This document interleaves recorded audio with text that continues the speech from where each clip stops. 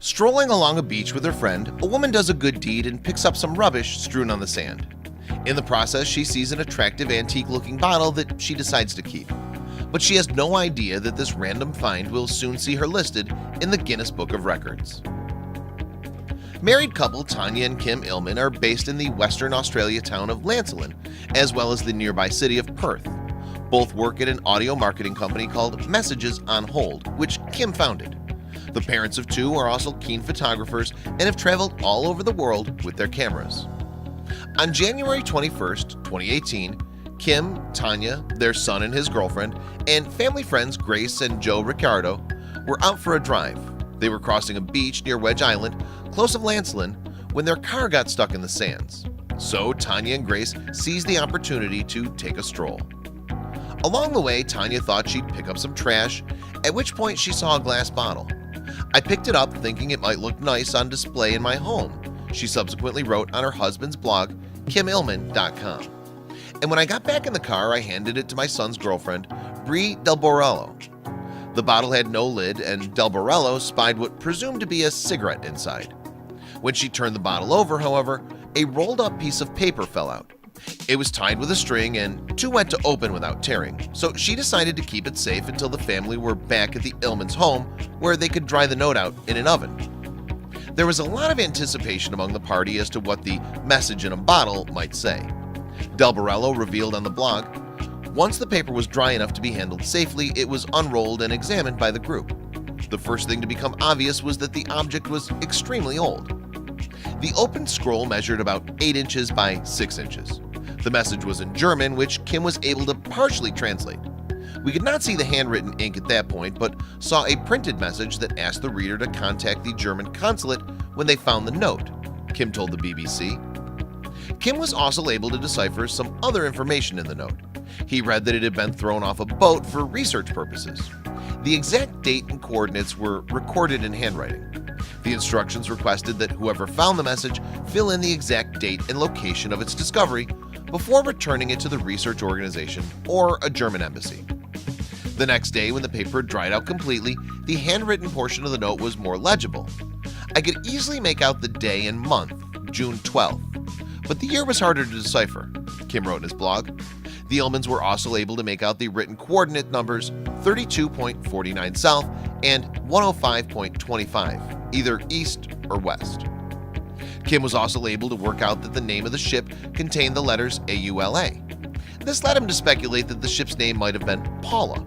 Also, a couple days after finding the note, the Illmans sought help from the Western Australian Museum's Maritime Archaeological Department. The assistant curator at the department, Dr. Ross Anderson, subsequently began his own investigations. Anderson was able to report that the note had been placed in a Dutch gin bottle, which dated from the 19th century. As for the ship, he had discovered that there was a vessel named Paula in records in 1883. The Paula was a type of sailing ship known as a bark and was built in Hamelwarden, Germany during the 1870s. Her crew took part in research into ocean currents, which they did by dropping off messages in bottles. Over the course of almost 70 years, thousands of these notes were distributed, but so far none of the bottles and only 662 of the notes have been reported found. Incredibly, an archival search in Germany found Paula's original meteorological journal, Anderson wrote the BBC, and there was an entry for the 12th of June, 1886, made by the captain recording a drift bottle having been thrown overboard. The date and the coordinates correspond exactly with those on the bottle message. In addition, the handwriting in said book matched that of said note. Anderson stated in his report that the bottle had been thrown overboard while the ship was in the southeast of the Indian Ocean. At the time, Paula was traveling to Makassar in modern-day Indonesia from Cardiff, Wales.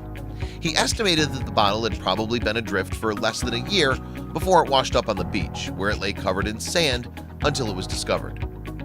Paper and textile experts at the Western Australian Museum established that the note was most likely written on cheap 19th century paper. After assessing this and other evidence, the German Hydrographic Agency declared that the message in a bottle was genuine. After being jettisoned, it had awaited discovery for a total of 131 years, 223 days. To me, it seems unbelievable that this bottle could have stayed in these dunes without a cap on it with that scroll intact for that many years, Kim said in an interview on Australian radio station 6PR. Anderson's report stated that the bottle's thick glass and narrow mouth might have protected the note. And on March 8, 2018, Guinness World Records named Tanya's discovery the oldest message in a bottle, beating the previous record by over 2 decades. "This has been the most remarkable event in my life," Tanya wrote on KimIllman.com. "To think that this bottle has not been touched for nearly 132 years and is in perfect condition despite the element beggars belief." Not everyone's a believer, however. Radio host Basil Zempailis aired comments by doubters on 6PR in March of 2018. Zempailis said that some people are especially skeptical of the discovery given Kim's marketing background. 3 different people have said, "I reckon Kim bought this in his travels overseas, and he brought it back and said, 'Look what we discovered,'" he reported. Responding to the comments on Bowman's 6PR show, Kim said that he understood the skepticism. However, he added, "I'd like to suggest I'm a clever guy, but I can't possibly pull the wool over 2 German national agencies, the WA Museum, the Ricciardos, and my son's girlfriend." The record-breaking message in a bottle is currently on display at the Western Australian Museum, where it will remain for 2 years.